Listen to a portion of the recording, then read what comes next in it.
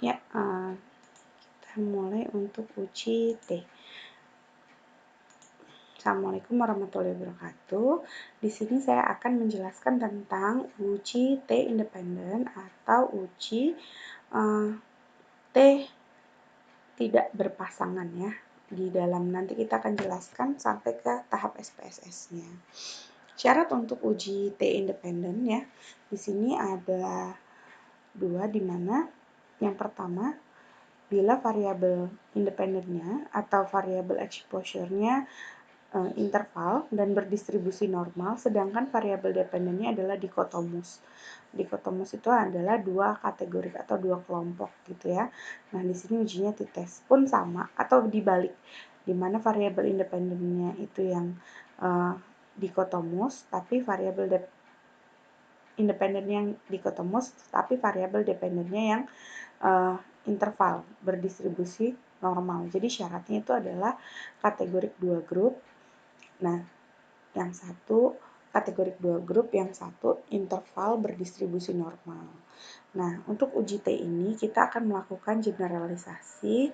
Nah, di mana langsung ke SPSS-nya saja. Kita contohkan biar lebih mudah ya. Nah, ini syaratnya adalah dua grup ya, dua grup saja.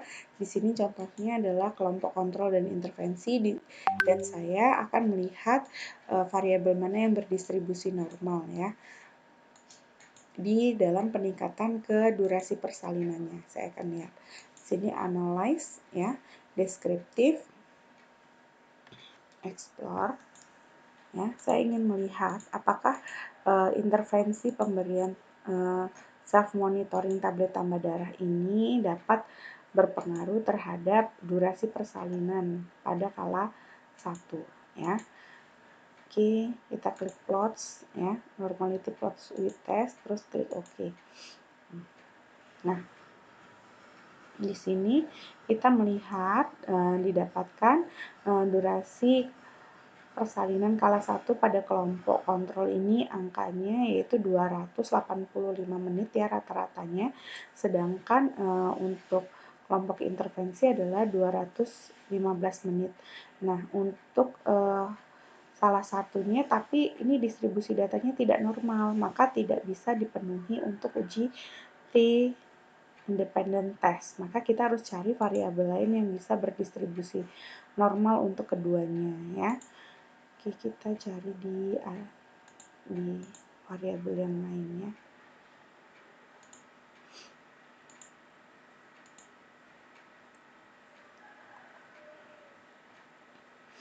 Nah, ini saja untuk di delta hemoglobin dan Hb pos. Kita bisa menunjukkannya di sini bahwa distribusi datanya kedua kelompok ini normal semua ya, p-value-nya lebih dari 0,05. Nah, selanjutnya kita klik analyze, terus kita klik compares untuk uji t-test independennya ya, independent sample t-test ya. Nah, kemudian kita klik self monitoringnya. Di sini kita masukkan grupnya yaitu grup 0 dan grup 1 ya. Lalu selanjutnya kita mau pakai di Hb pos-nya dan delta hemoglobin di sini. Kita klik OK. Nah, dari sini kita dapatkan bahwa kita berasumsi bahwa kelompok ini kan tidak equal ya karena jumlah sampelnya berbeda. Oke, kita dapatkan nilai t-test-nya ya. Nilai t-test ini kalau kita bandingkan dengan t-tabel lebih besar daripada t-tabel, t-test hitungnya, maka ada perbedaan yang bermakna.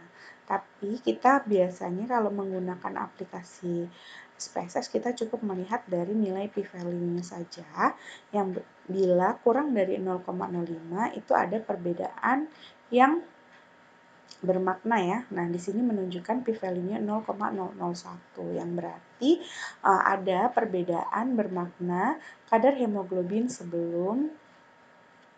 kadar hemoglobin pada kelompok kontrol dan kelompok intervensi. Nah, kalau untuk delta hemoglobin atau peningkatan kadar hemoglobin di sini 0,002, yang berarti ada perbedaan bermakna kadar hemoglobin pada kelompok sebelum dan setelah penelitiannya. Jadi setelah penelitian di sini terhadap peningkatan ya pada kedua kelompok ini ya.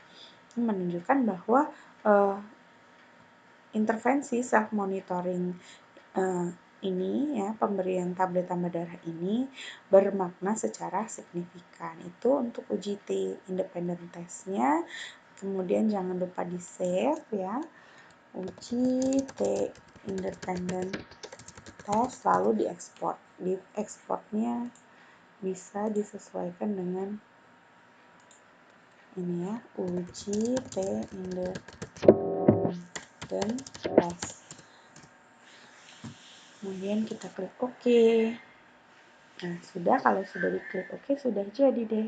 Kalau ada yang mau ditanyakan, silahkan komentar di bawah. Assalamualaikum warahmatullahi wabarakatuh.